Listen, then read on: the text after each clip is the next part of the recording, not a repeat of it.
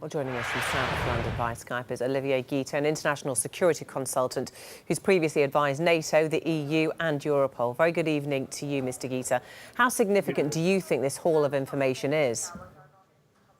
Look, it's very significant for one reason, is that security services and different officials have been guesstimating, for instance, how many Britons went to Syria and Iraq to join Islamic State. With this kind of information, we will have access to the reality, and we will be able to assess really what we're facing. So it is better to know the enemy, and with that we have, for the first time possibly, the upper hand in the intel world. What do you think is the first thing the intelligence services will do with it, as well as identifying people, obviously? What happens next? Look, a couple of things. First, obviously make sure that those people have not returned and are not in the UK preparing plots against the homeland. That should be basically the first priority. Second is really the importance of looking at who sponsored them. If we were to find out that such and such person sponsored, I don't know, 20 or 30 Britons to go to join IS in Syria, then this person should be a priority. And as I said many times, it's good to go after soldiers, but it's good to go after the brain. So if we could get a handle on who's the person masterminding and recruiting people, for instance, in the UK, then we would make a huge difference. The man who gave Stuart Ramsey this information believes that ultimately it could actually lead to the downfall of IS. Do you think that's an exaggeration? Yes, very much so. I think that what it shows is that they are obviously fractured within the movement. The informer has said that IS was in the hands of ex-generals of Saddam, and he was not happy about that.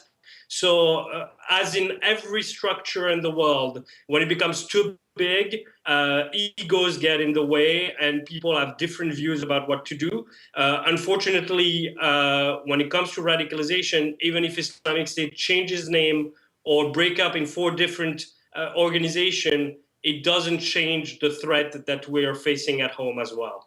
These documents reveal the name of tens of thousands of recruits in 51 different countries. How do the security services decide who to target? Obviously, their first job will be to find out if those people have come back. But then if they're presented with a huge number, how do they sift through them and decide who's a priority? Right, and that's the needle in the haystack, and that's what our security services have to deal all the time. Like we've seen in many cases of terror attacks in the West, all the people that perpetrated those attacks were on the radar of security services. So it has to be really done, unfortunately, through experience, a hunch of thinking that this person would be a priority. Then obviously a lot of them might be dead in Syria, and we may have this information, so that removes also a lot of people. But as I said, the priority would be ideally to go after the recruiter, because then if you get the person at the center of that nucleus, if you will, then it's easier to get the parts around him. What do you make of the claim of Stuart Ramsey's source, who said that actually IS, the Kurdish YPG and the Syrian government are actually all working together in some kind of way?